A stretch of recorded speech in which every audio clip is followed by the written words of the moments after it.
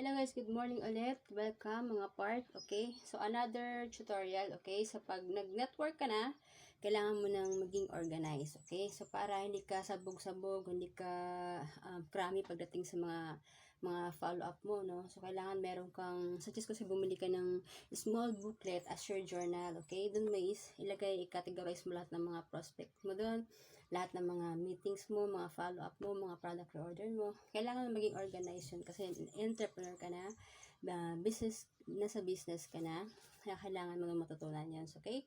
So, hindi ka na dapat parang papetiks-petiks lang dito. Once na nag-join ka na sa klase ng business, kahit sa anong business, kailangan mo talaga maging organized para hindi ka masyadong magkrami ko isip ko anong gagawin mo everyday.